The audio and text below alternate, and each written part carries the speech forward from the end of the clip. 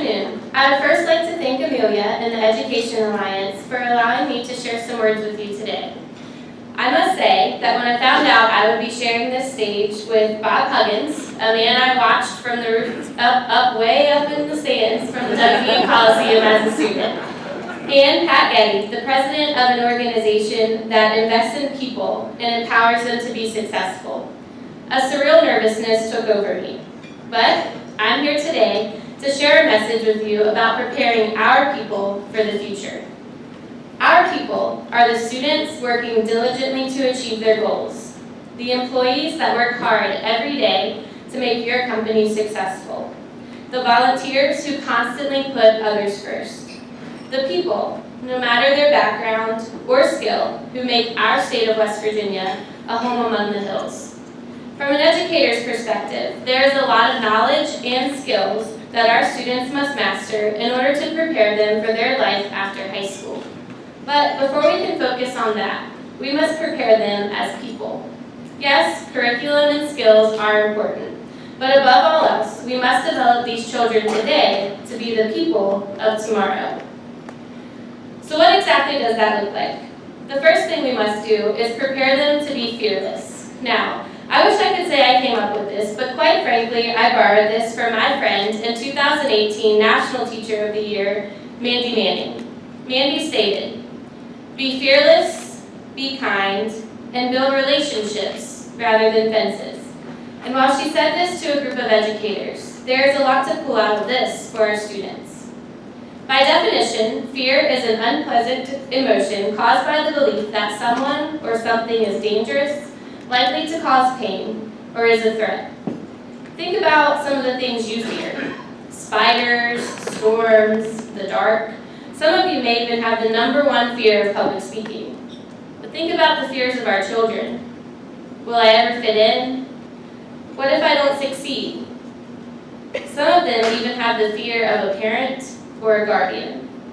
And while fearless means a lack of fear, I don't mean we should prepare our students not to fear anything. We should prepare them to fear less. Teach them to be brave when they are faced with an obstacle they find challenging or difficult. Allow them to experience failure, and then support them in their quest to attain success.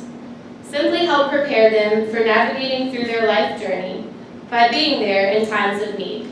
Mandy also mentions the word kind in her quote, and this brings me to the story of a former student named Julian.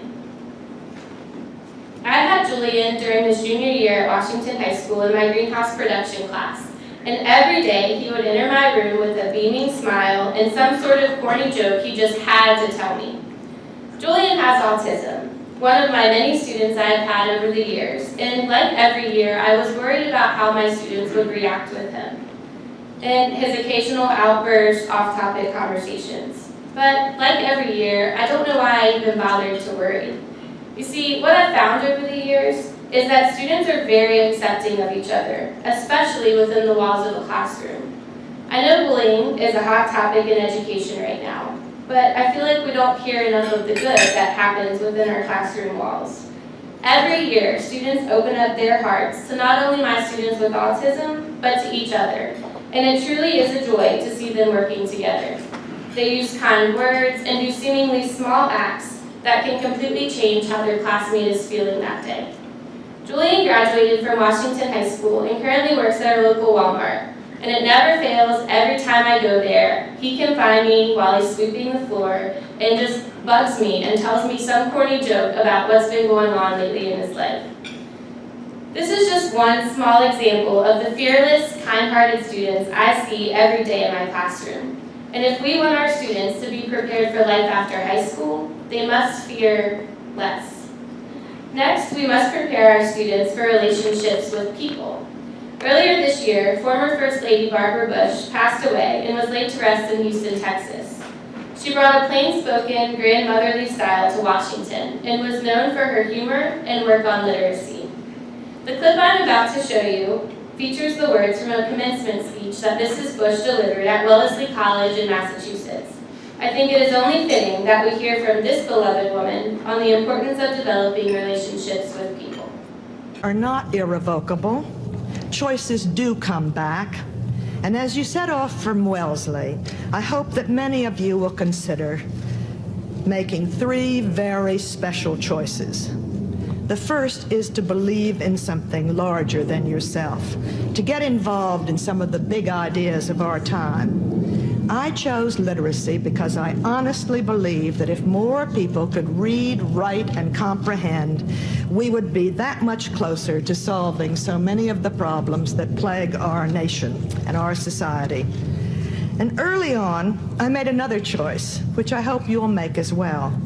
Whether you're talking about education, career, or service, you're talking about life. And life really must have joy. It's supposed to be fun. One of the reasons I made the most important decision of my life to marry George Bush is because he made me laugh. It's true, sometimes we laugh through our tears, but that shared laughter has been one of our strongest bonds.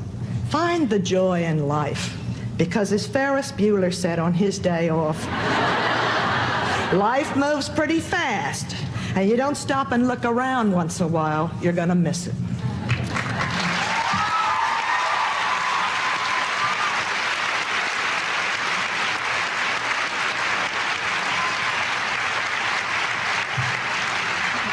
I'm not gonna tell George you clap more for Ferris than you clap for George. The third choice that must not be missed is to cherish your human connections, your relationships with family and friends. For several years, you've had impressed upon you the importance to your career of dedication and hard work, and of course that's true. But as important as your obligations as a doctor, a lawyer, a business leader will be, you are a human being first. And those human connections with spouses, with children, with friends are the most important investment you will ever make.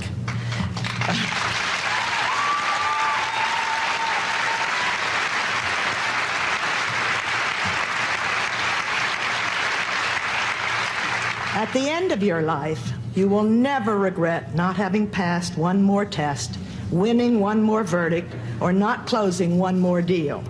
You will regret time not spent with a husband, a child, a friend, or a parent. We are valuable. The third choice that must not be missed is to cherish your human connections, your relationships with family and friends. For several years, you've had impressed upon you the importance to your career of dedication and hard work. And of course, that's true. But as important as your obligations as a doctor, a lawyer, a business leader will be, you are a human being first, and human connections with spouses, with children, with friends are the most important investment you will ever make. As educators and businesswomen, men and women, we must never forget the power in people and the impact our words and actions may have on them. I wanted to share with you some relationships that I have been able to foster within my classroom. For the past 2 years, students in my horticulture and greenhouse production classes have worked with the City of Charlestown to do a planting project within our city limits.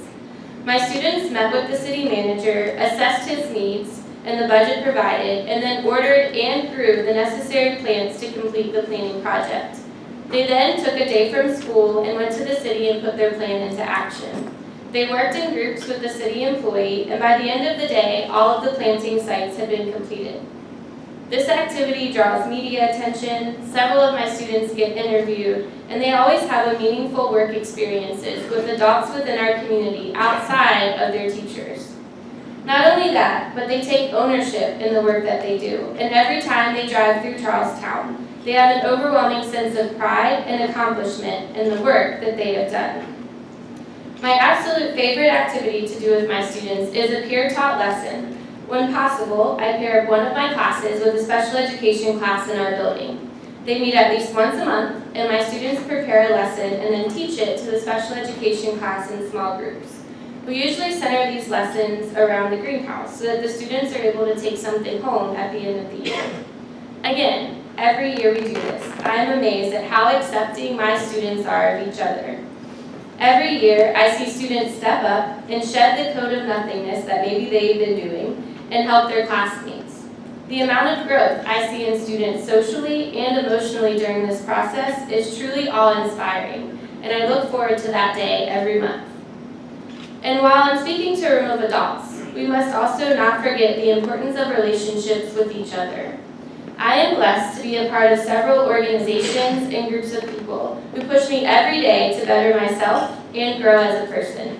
They are there to listen when I need to vent, share a kind word when I'm feeling down, and support whatever crazy idea or venture I decide to do next.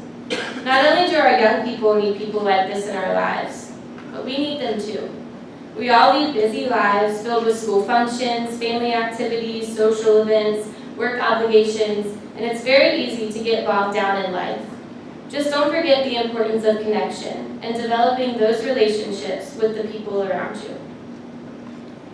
So remember, whether it be the young people we encounter or for ourselves, there is power in people. There is strength in relationships. There is purpose within connections. And if we can prepare our children to develop strong, healthy relationships with those around them, then they will continue to be successful. The final thing we must do in order to prepare our students for life after high school is to develop a servant heart. My all-time favorite quote is by Mahatma Gandhi, and he says, "The best way to find yourself is to lose yourself in the service of others." One of the most important messages I hope to deliver during my year of service as the West Virginia Teacher of the Year is that as educators, we need to develop our students into servant leaders. Students who put others before themselves and really give back to the communities in which have helped raise them. As a teacher and FFA advisor, community service is one of the most important aspects of our program. Students are constantly engaged and involved in some kind of project that will help better our community and serve the people living within it. The most impactful event we have done is to provide a meal to those in need within our community, many of which are homeless. For the last 2 years, we have prepared approximately 20 meals and served over 600 people.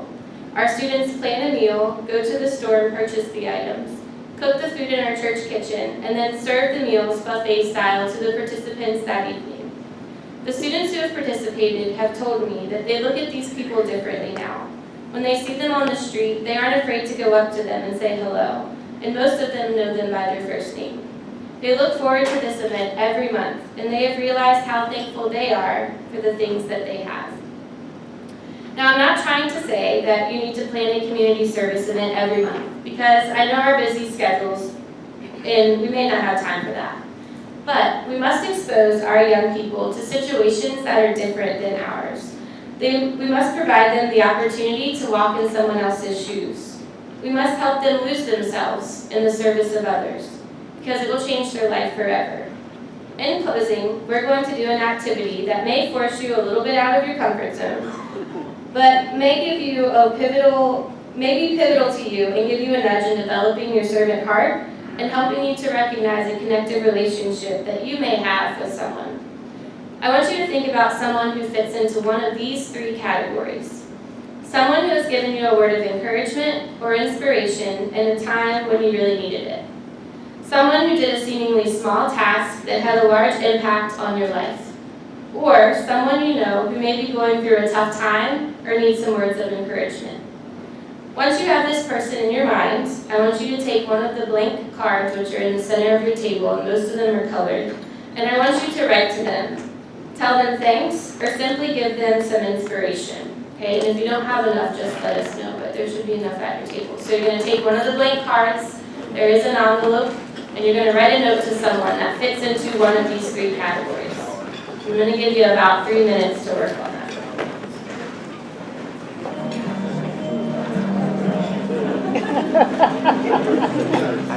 Sorry about the colors, it might be a little early, boyish, I'm not sure.